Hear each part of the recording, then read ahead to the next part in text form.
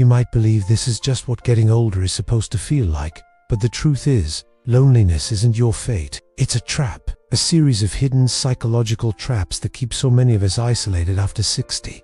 Today, we're going to expose those traps. More importantly, I'm going to give you the emotional keys to unlock a vibrant, connected life that you not only want, but truly deserve. Experts call it a silent epidemic, and the numbers are staggering. Some polls show that a full third of people between the ages of 50 and 80 report feeling lonely. Think about that, 1/3. This isn't a personal failing. It's a shared human experience, but the consequences are more serious than just a feeling of sadness. Research has linked loneliness to a higher risk for a whole host of health problems: high blood pressure, heart disease, a weakened immune system, anxiety, depression, and even cognitive decline. In fact, some experts have compared the health risks of chronic loneliness to smoking. This is not to scare you. It's to validate you. What you're feeling is real, it's serious, and it's far too common. But it is not a life sentence. That feeling of loneliness is not the end of the story. It is a signal, a call to action from deep within yourself, telling you that something needs to change. Today, we're going to explore the 5 most common psychological traps that lead to loneliness after 60, and the powerful, practical keys to break free from each one. So, if you're ready to stop seeing loneliness as your destiny and start seeing it as a problem with a solution, stay with me. Trap 1. It's too late to start over. The first trap is the belief that your time for new beginnings is past. It's the voice in your head that whispers, it's too late to make new friends, too late to learn a new skill, too late to find a new passion. This trap is built on looking backwards, seeing your life as a series of closed chapters rather than a book that is still being written. I remember a woman I knew, I'll call her Eleanor. For 40 years, her life was her husband, her children, and her job. When she retired, and then a year later her husband passed away, the silence in her home was deafening. She told me, "I feel like a ghost haunting the museum of my own life. Everything that defined me is in the past." Eleanor had fallen deep into the "it's too late" trap. She saw herself as a collection of former roles: a widow, a retiree, an empty nester. She believed her story was over. The psychological root of this trap is a misunderstanding of identity. We spend decades building our identity around our roles.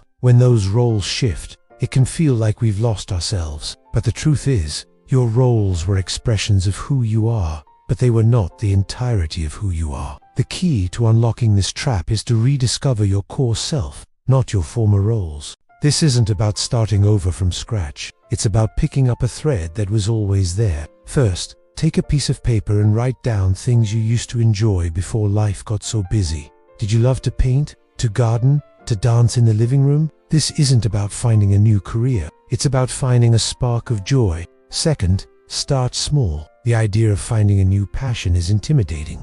The goal is to take one small step. Eleanor remembered a love for pottery. She went to an art supply store, bought a small block of clay, and just played with it at her kitchen table. That small act was a revolution. Third, engage in learning. Learning proves to you that you are still growing. It could be a class at a community center, or learning a new language with an app. After a few weeks, Eleanor signed up for a beginner's pottery class. She was nervous, but when she walked in, she wasn't the widow or the retiree. She was just another person trying to learn something new. If you feel like it's too late, ask yourself, what is one thread from your past you could pick up again?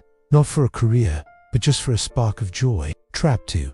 I don't want to be a burden. The second trap is subtle. It's the "I don't want to be a burden" trap. This is what stops you from reaching out to your own family and friends. You tell yourself, they're so busy with their own lives, I don't want to bother them. It feels considerate, but in reality, it is a fortress you build around yourself. Let's talk about Robert, a proud man, a former engineer, always the one others relied on. His 2 sons live in the same city, but since his wife passed, he makes excuses. They invite him for dinner. He'll say, "Oh, don't worry about me, I'm fine." They offer to help with a leaky faucet. He'll insist, "I've got it under control." Robert believes he's being strong. The irony is that in his effort to avoid being a burden, he is creating an emotional chasm. His sons start to call less, thinking, "Dad seems to like his own space. Maybe we're the ones bothering him." It's a vicious cycle, born from good intentions. But the truth is, connection is a gift. not a burden. You are not a task on your loved one's to-do list. Your presence is a gift. When you withdraw, you are not saving them trouble. You are robbing them of the opportunity to show their love for you. So first, reframe the invitation. The next time you think of calling your son or daughter, instead of thinking, I need to talk to someone, try thinking, I have love to give them.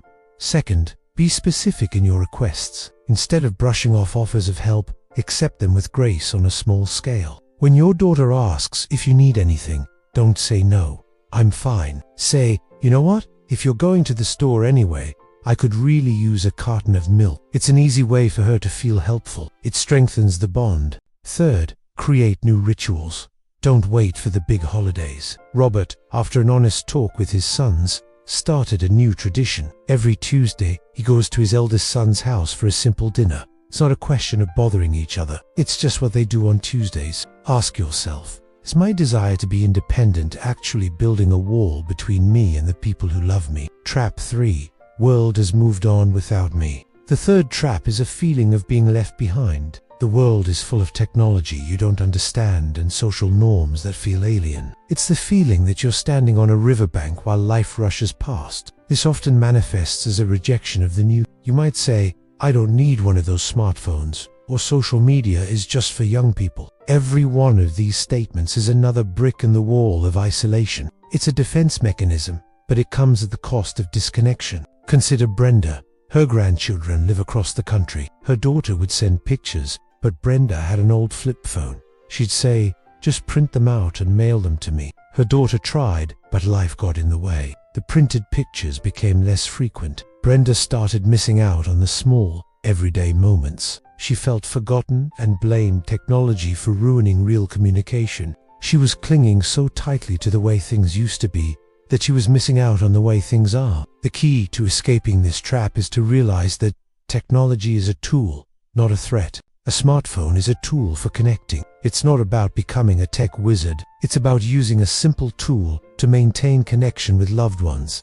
First, ask your grandchildren for help. There is nothing a grandchild loves more than showing a grandparent how to do something on a phone. It becomes a point of connection. Brenda's daughter bought her a simple tablet, and her 10-year-old grandson sat with her and set everything up. Second, focus on one single function. The goal is not to master the device. The goal is to solve your problem of disconnection. For Brenda, that meant learning how to answer a video call. That's it. One small, successful step builds the confidence for the next. Before you decide something new is not for you, ask yourself, is this a barrier, or could it be a bridge to someone I love? Trap 4. My home is my prison. The fourth trap creeps up on you. It's the trap of a shrinking world, where your life contracts to the four walls of your home. It starts with small things. You stop driving at night. Aches and pains make walking difficult. Before you know it, your home, once a sanctuary, starts to feel like a cage. The less you go out, the weaker you become, and the more anxious you might feel. It becomes easier to just stay in. This was Arthur. He used to love his weekly golf game and his volunteer shift. But after a hip replacement, his recovery was slow. He was afraid of falling. He stayed home.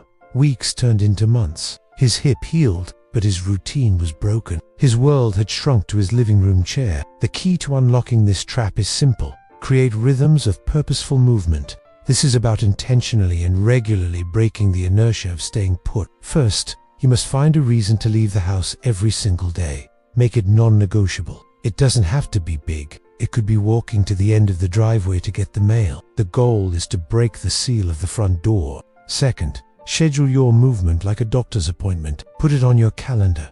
Tuesday, 10 a.m. Walk in the park. Thursday, 2 p.m. Go to the library. Motivation doesn't lead to action. Action leads to motivation. Arthur's son helped him create a schedule. Monday was a short walk. Wednesday was a trip to the grocery store. Slowly, the world started to feel accessible again. Third, look for group activities tailored to you. Things like chair yoga, water aerobics, or walking clubs. These groups provide a triple benefit: physical exercise, a reason to leave the house, and a community of peers who understand. Ask yourself, will you have the motivation to keep your body and spirit strong when everything is set up to make staying home so effortless? Trap 5. My feelings are a sign of weakness. The fifth, and perhaps the deepest trap, is the one we set for ourselves. It's the belief that feeling lonely, sad, or anxious is a sign of personal failure. It's the voice that says, pull yourself up by your bootstraps, or you should be stronger than this. When you fall into this trap, you feel ashamed of your loneliness. This shame forces you to hide your true feelings. You put on a brave face. When someone asks how you are, you say, fine. But inside, you're not fine. The effort is exhausting. This was the case for George, a military veteran. When his wife of 55 years passed away, he was devastated but determined to be strong. At night, the grief and loneliness were crushing, but he never spoke of it. He thought, I've faced down real enemies. I can't be defeated by a feeling. He saw his sadness as a weakness to be conquered. This internal battle took a toll. He wasn't sleeping well. He lost interest in food. His loneliness was being compounded by his own judgment of it. The essential key to disarming this trap is this: your feelings are information, not a flaw. Feeling lonely is not a character flaw. It is a vital piece of information. It is your emotional self telling you that you have an unmet need for connection. First, practice self-compassion. Treat yourself with the same kindness you would offer a friend. Acknowledge your feelings without judgment. Say to yourself, I'm feeling really lonely right now, and that's okay. Second, find a safe outlet. For some, this might mean journaling. For others, it might mean confiding in one trusted person, a friend, a sibling, or a grown child. Third, consider professional support. There is an unfortunate stigma that therapy is only for people with severe mental illness.